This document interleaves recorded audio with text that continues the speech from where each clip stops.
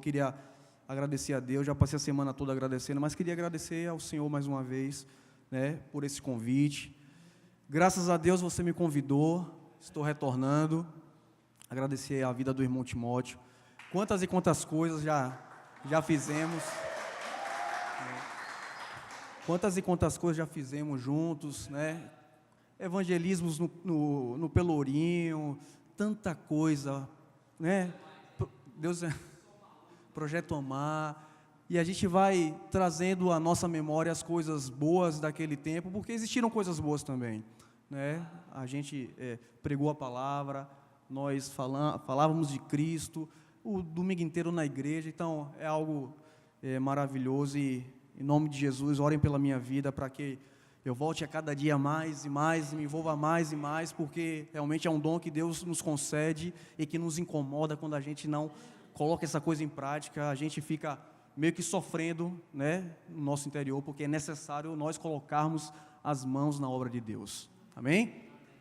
Romanos, capítulo 6, irmãos. Eu vou ministrar essa palavra hoje, palavra muito legal, muito interessante. Quem aqui está lendo a Bíblia, quem aqui está na disciplina, se dedicando a... É legal, é um conselho que eu dou a cada irmão: não deixe nunca de meditar na palavra. A palavra é importante, a palavra é oxigênio. Você tem que ter esse mecanismo na sua cabeça de estudar a palavra todos os dias, disciplina, né? Um tempo para se consagrar e entender o que a palavra de Deus é importante para as nossas vidas, não é? Romanos capítulo 6, a partir do versículo 1. Vamos acompanhar aqui no telão, que diz assim, ó: que diremos então? Continuaremos pecando para que a graça aumente? De maneira nenhuma. Nós, os que morremos para o pecado, como podemos continuar vivendo nele? Versículo 2. Versículo 3. Ou vocês não sabem que todos nós que fomos batizados em Cristo Jesus, fomos batizados em sua morte? 4. Portanto, fomos sepultados com ele na morte por meio do batismo, a fim de que, assim como Cristo foi ressuscitado dos mortos, mediante a glória do Pai, também nós vivamos uma vida nova. 5. Se dessa forma fomos unidos a Ele na semelhança da sua morte, certamente o seremos também na semelhança da sua ressurreição, pois sabemos que o nosso velho homem foi crucificado com Ele, para que o corpo do pecado seja destruído, e não mais sejamos escravos do pecado. 7. Pois quem morreu foi justificado do pecado. Ora, se morremos com Cristo, cremos que também com Ele viveremos, pois sabemos que, tendo sido ressuscitado dos mortos, Cristo não pode morrer outra vez. A morte não tem mais domínio sobre Ele. 8. Pronto. Volta no 8 em mim, por favor. Não, está certo, vá, entra. Pronto, aí. Porque morrendo, Ele morreu para o pecado uma vez por todas, mas vivendo, vive para Deus. Da mesma forma, considerem-se mortos para o pecado, mas vivos para Deus em Cristo Jesus. Até aí. Meus irmãos, essa palavra é de extrema importância. E por que eu escolhi ela?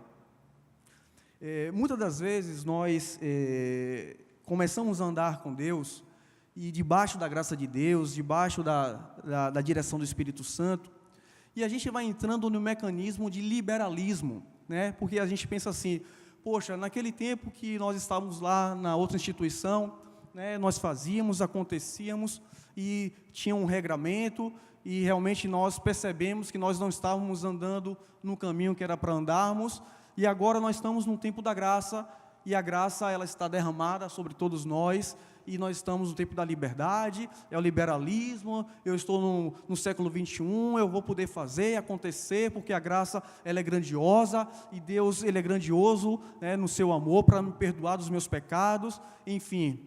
E é interessante porque muitos de nós confundimos o que Deus tem derramado sobre as nossas vidas. O apóstolo Paulo, ele era um homem que tinha uma educação muito refinada. O apóstolo Paulo, ele veio, né, de uma direção muito grandiosa de Deus, Porque antes de Paulo se tornar o apóstolo Paulo, ele era Saulo de Tarso. Então, ele cresceu aos pés de Gamaliel, que era um doutor da lei, um mestre da lei, era muito respeitado naquele tempo, tá?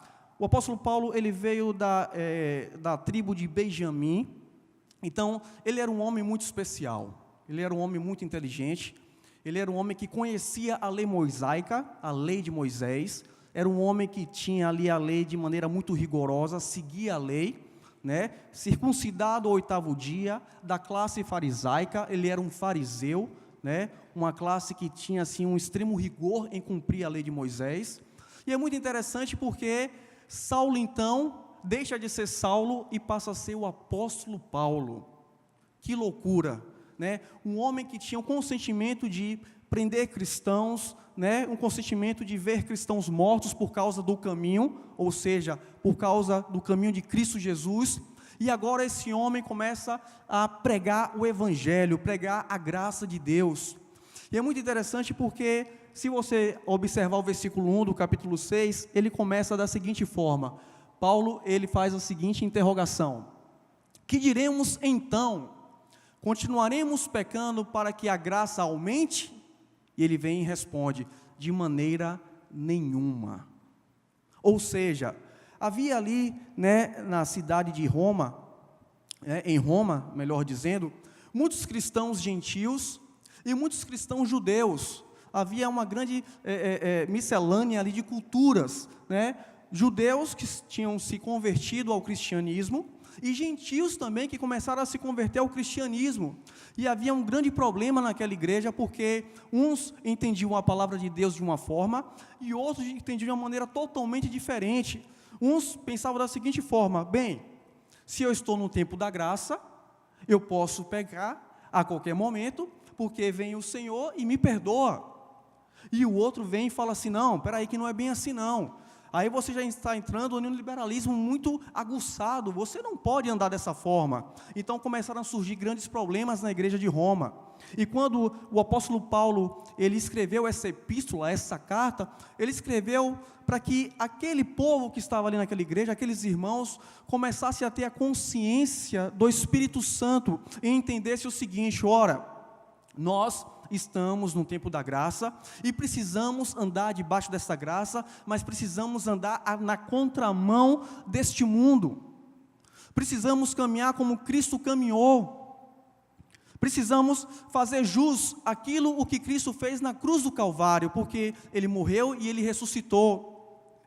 Claro que Cristo vai ali na cruz do Calvário, rasga com toda a cédula de dívida que estava sendo pregada contra a humanidade. Cristo então perdoa os nossos pecados, mas Cristo então nos ensina através dessa palavra que nós precisamos caminhar com o Senhor todos os dias e caminhar em santidade. É algo muito interessante porque muitas das vezes nós começamos a entender que santidade é andar em uma vida quadrada, é andar em uma redoma, é andar que eu não posso fazer nada. Não, não é isso. Pelo contrário, ser santo é caminhar debaixo dos princípios do cristianismo. Ser santo é isso: você pode fazer todas as coisas, você pode ter uma vida normal, e você deve ter uma vida normal, porque você não é nenhum extraterrestre, tá? Você é um ser humano, você vai para a faculdade, você vai para o trabalho, você tem suas coisas, você tem sua namorada, sua esposa, você tem sua família, mas precisamos andar debaixo dos princípios do Senhor. É interessante que em volta do século 18 e 19, existiu um monge russo chamado Rasputin. E Rasputin, ele era um cara ele era totalmente louco, né? Porque o que é que Rasputin pregava, esse monge russo, né? Que participou também da igreja ortodoxa russa, a igreja católica. Ele falava o seguinte: para que nós possamos ter um grande encontro com a graça de Deus, nós precisamos pecar. Nós precisamos andar no pecado, porque quanto mais nós pecamos, mais nós experimentamos a graça de Deus. Ou seja, doutrina maligna, porque não é assim não, alto lá, de maneira alguma, como o próprio apóstolo Paulo ele vem e traz, né, essa exclamação: calma aí, não é assim não. E esse homem desequilibrado, ele ensinou isso naquele século, e muitas pessoas começaram a andar debaixo dessa visão, debaixo dessa direção, a ponto desse homem chegar até a corte russa. As pessoas tinham respeito por ele. Ele tinha um ensinamento maligno que dizia assim, ó, vocês mulheres, para as mulheres que estão aqui, que estão sofrendo, que estão numa vida tortuosa, de sofrimento, vocês precisam se deitar comigo. Era assim mesmo. Vocês se deitam comigo porque vocês vão ser purificadas e nós vamos caminhar nessa vida pecaminosa e vocês vão ter um encontro com Deus. Ou seja, irmãos, não era exatamente isso que estava acontecendo na igreja sediada em Roma, mas os romanos cristãos estavam começando a confundir as coisas. E nós precisamos abrir os nossos olhos espirituais e o nosso entendimento, porque certamente, quando nós começamos a caminhar debaixo da graça, que está lá no livro de Efésios, capítulo 2, versículo 8 e 9, que diz que a graça é um dom gratuito de Deus, e que nós, interpretando os versículos, nós não somos imerecedores dessa graça. A graça é um grande presente de Deus para nós, e nós nos apropriamos dela, e nós precisamos saber como utilizar a graça de Deus em nossas vidas, porque quanto mais graça eu tenho, mais eu me santifico. Aquele que é santo se santifique mais, e aquele que não é santo, siga o seu caminho. Mas nós, cristãos, aqueles do Evangelho do Reino, que somos nós, que temos uma visão totalmente diferente, nós precisamos andar debaixo desta graça, meus queridos. Olha o que diz aqui o versículo 8 do livro de Efésios, capítulo 2. Pois vocês são salvos pela graça, por meio da fé, e isto não vem de vocês, é dom de Deus, não por obras, para que ninguém se glorie, ou seja, eu vou fazer muita coisa para Deus, eu vou fazer e acontecer. Isso tudo é muito bom, é necessário, é uma condição que nós chamamos de condição sine qua non, condição obrigatória, condição essencial. Nós precisamos sim nos envolver com a obra de Deus, nós precisamos amar ao próximo, nós precisamos falar da palavra de Deus para o próximo, nós precisamos, de fato, estar envolvido com o homem.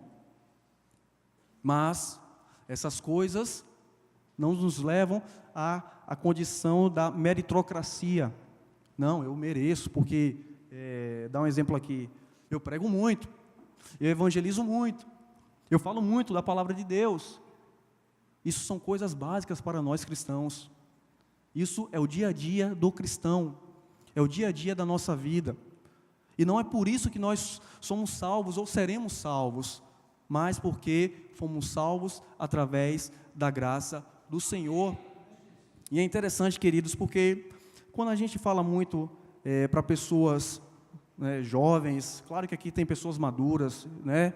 A gente, né, tem uns velhos aqui, né, que está pregando, ainda bem ali, né, a gente se comunica, né, Dalma? E esse cara, 30, eu estou com 39. Poxa, e eu falo com o maior orgulho, porque eu estou 39, minha mulher fala, você é um gatão, cara, porque... E eu fico, né? Eu fico de boa, porque, 39 em cima. Mas, enfim, irmãos, e é interessante... E é interessante porque a gente precisa ter aquele suplemento que está lá em Gálatas 5:22, que é o suplemento do domínio próprio. Como é que eu consigo vencer essas coisas que me levam ao pecado? Como é que eu consigo vencer essas obras carnais? Porque essas coisas fazem parte das nossas vidas. A carne, ela luta contra, e o espírito, ele luta contra a carne. E isso todos nós passamos. Não tem aqui ninguém mais privilegiado que outro não, tá bom? Você tem a sua luta, eu tenho a minha luta, ela tem a luta dela, e assim cada um tem as suas lutas. Presta atenção o que diz aqui em Gálatas 5:22. Mas o fruto do Espírito é amor, alegria, paz, paciência, amabilidade, bondade, fidelidade, mansidão e domínio próprio. Eu quero falar exatamente sobre isso hoje.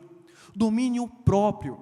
E o domínio próprio, ele não vem através da minha carne, de um exercício mental, eu vou me dominar agora.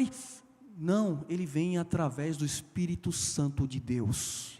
É Ele que nos traz o domínio próprio para nós vencermos toda ação que você possa imaginar aí, prostituição, lascívia, imoralidade, mentira, adultério, tudo que você possa imaginar em forma de pecado. Nós só conseguimos vencer através do Espírito Santo de Deus, através desse suplemento aqui, que é o domínio próprio. E isso é um exercício diário, irmãos. Isso você precisa mecanizar no seu espírito. É uma luta diária que você tem que sair já de casa preparado, armado. Fala assim, eu posso passar por essa situação hoje, e se eu passar por essa situação, eu preciso invocar o Espírito Santo para que Ele me dê uma válvula de escape, para que eu fuja da aparência do mal, para que eu fuja dessa situação. Todos nós. Amém? Aquele que se julga estar de pé, cuide-se, para que não caia. Isso vale para todos nós.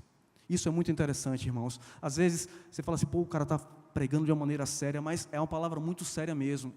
Porque muitos estão sendo derrotados porque falta esse suplemento do domínio próprio. Porque fica muito fácil, eu fui tentado, você sabe, eu não sei de nada. Não me vem com esse papo. Porque isso não é papo para que um cristão que vive o evangelho do reino tenha. Tudo bem que a gente peca, é natural, a nossa natureza é uma natureza pecaminosa, mas eu preciso me esforçar até a ponto de sangue, para que eu possa fazer jus à graça de Deus e agradar ao Senhor. Isso é importante para nós, porque fica muito fácil nós andarmos pecando e chegar no final do dia, Senhor, o Senhor sabe, né? Não, irmãos. Deus precisa enxergar em nós um esforço contínuo e diário. Deus precisa enxergar isso nas nossas vidas. Fala assim, poxa, ele pecou, mas ele se esforçou. Eu percebi que ele se esforçou, que ele tentou fugir dessa situação, enfim, aconteceu. Isso precisa ser exercitado todos os dias. Isso é disciplina. É necessário que tenhamos disciplina com as coisas de Deus. É necessário meditar na palavra. A palavra precisa ser mecanizada na tua cabeça. Metanoia, mudança de raciocínio, mudança de entendimento, mudança de caráter, mudança de princípios. Metanoia, é isso que é necessário para nós. Porque senão a gente volta a ser religiosos. Quem eram os maiores religiosos daquele tempo? Os fariseus.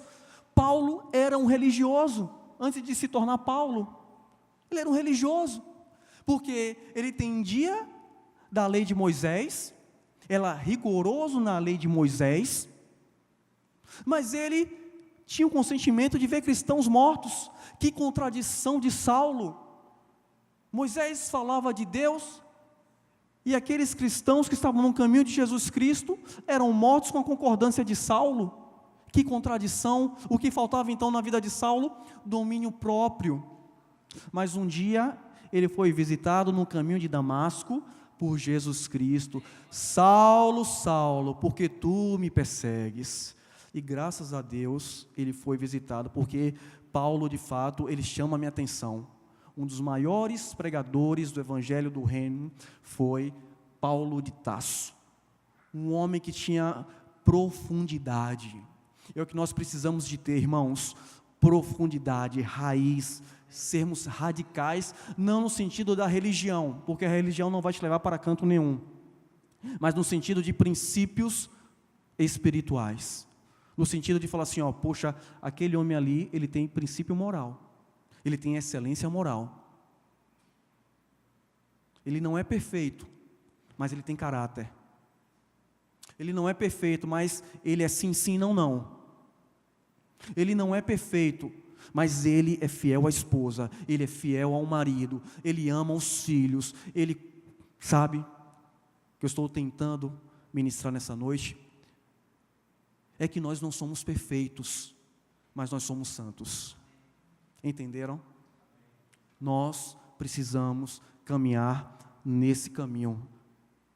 Não tem mais como nós voltarmos. Não tem, gente. Porque quem conhece a essência do Cristo, dificilmente ele retarda. Então, se porventura um dia você pensou em retardar ou retardou, eu vou ser bastante franco e amoroso com você. Volte às primeiras obras. Volte ao primeiro amor. É necessário. Porque nós estamos caminhando em um liberalismo tão grande que a coisa, eu estou sendo bastante sincero, vai apertar para nós. Vai apertar. Este mundo vai exigir mais de nós, mais da nossa fé, mais dos nossos princípios. E nós abrimos a boca assim, eu falo, não, eu não nego a Jesus. Eu estou aqui firme e forte com o Senhor, não retrocedo. Então nós precisamos levar isso muito a sério. Quando Paulo enviou esta epístola à igreja de Roma, ele queria falar isso para aqueles cristãos que estavam lá. Andem na contramão. Porque vocês estão, não estou falando que é o caso de quem está aqui, pelo amor de Deus, tá? Eu só estou dando exemplo da epístola. Vocês estão muito imorais sexualmente. Vocês estão muito pecaminosos, romanos. E Paulo tinha um grande amor pela igreja de Roma. Ele queria demais visitar a igreja de Roma, porque ele sabia que era uma igreja que tinha um grande potencial de amor. Eles se converteram e eles precisavam, irmãos, andar debaixo deste caminho. Coloca aqui em mim, por favor, o versículo 12 e 13 do livro de Romanos, capítulo 6, 12 e 13. Olha o que diz aqui: portanto, não permitam que o pecado continue dominando seus corpos mortais, fazendo que vocês obedeçam aos seus desejos. O que é que Paulo estava falando? Não deixe que os seus desejos te dominem. Ou seja, se ele está falando isso, é porque nós temos desejos malignos que tentam nos dominar. É verdade ou não é, irmãos? Lógico que é, irmãos. Lógico. Todos nós temos desejos que nos levam ao pecado. E é necessário que a gente busque nos enchermos do Espírito Santo de Deus debaixo dessa graça, sem nenhum tipo de religiosidade, sem nenhum tipo de regramento. É debaixo do Santo Espírito de Deus, irmãos. Olha o que diz aqui o versículo 13 e 14. Não ofereçam os membros dos seus corpos ao pecado, como instrumentos de injustiça. Antes, ofereçam-se a Deus como quem voltou da morte para a vida, e ofereçam os membros dos seus corpos a Ele, como instrumentos de justiça, que é o principal tema do livro de Romanos, a justificação pela fé. Amém, queridos? É interessante porque realmente Paulo, ele queria trazer esta revelação, essa direção à igreja de Roma. Paulo, vocês precisam se corrigir, romanos. Vocês estão em um imbróglio mental muito grande. Um está indo para um lado, outro está indo para o outro, mas a direção é essa aqui, ó. Como eu havia falado inicialmente, haviam cristãos gentios e cristãos judeus. Os judeus queriam viver pela lei de Moisés. Os gentios queriam viver debaixo da graça, mas de uma maneira muito liberalista. Entenderam o que estava acontecendo naquela igreja? Uma confusão religiosa. E vem Paulo então, traz essa direção, que é a direção que o Espírito Santo nos traz nesta noite, que nós precisamos de fato colocar isso em prática. Caminhar com o Senhor todos os dias, sem religiosidade, em santidade, pautados em princípios morais, pautados em verdades, pautados no esforço do amor ao próximo, porque não tem para onde correr. Nós precisamos amar ao próximo. E amar o próximo, não é você chegar assim, Marcelo, morro de amor por você, viu, meu irmão? E não é isso, gente. Amar o próximo é você orar pelo seu irmão. É você estender a mão para quem está lá fora e poder ajudar da melhor forma possível que você possa fazer. É você fazer tantas coisas. Tudo isso significa amar ao próximo. E aquela igreja precisava disso. Aquela igreja, quando você estuda, você tem um entendimento espiritual que precisava de uma reorganização de princípios espirituais. Não estou falando que nós precisamos disso, mas estou falando que nós devemos sim reorganizar a nossa mente e entender que debaixo da graça do Senhor, nós precisamos caminhar dessa forma, pautados em verdades, pautados em fazer a obra de Deus, e fazer a obra de Deus, né? Hoje foi uma grande maravilha lá, o evangelista me contou, você faz a obra de Deus em qualquer canto. Você faz a obra de Deus no seu trabalho, você fala do amor de Deus no seu trabalho, você fala do amor de Deus para o assessorista do elevador, tem tantas formas de fazer a obra de Deus. E principalmente como Santo Agostinho, ele tem uma frase muito interessante que o pastor Fernando sempre fala, né? Prega o evangelho, se necessário for, utilize as palavras. É muito interessante isso, porque nós precisamos disso. Pregar o evangelho com as nossas atitudes, irmãos. Hoje, eu estava pensando, poxa, 4 anos, 4 anos e meio, longe de ministrar, longe de falar do amor de Deus. Estava omisso, irmãos. Mas há tempo para todas as coisas. E graças a Deus, vamos retomando essa coisa, vamos nos corrigindo, vamos nos envolvendo, aquilo, porque a coisa nos cobra. A gente que serve a Deus, a gente que conhece a palavra, a gente começa a se cobrar. Senhor, eu preciso me corrigir, eu preciso... Não que eu adulterei, viu, irmãos? Podem ficar tranquilos, viu? Pelo amor de Deus.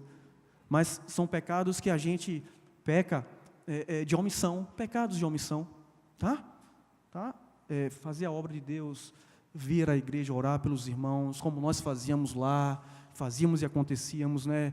Não tínhamos tempo para nós e sempre mecanizados na obra, e chega agora e você se acomoda.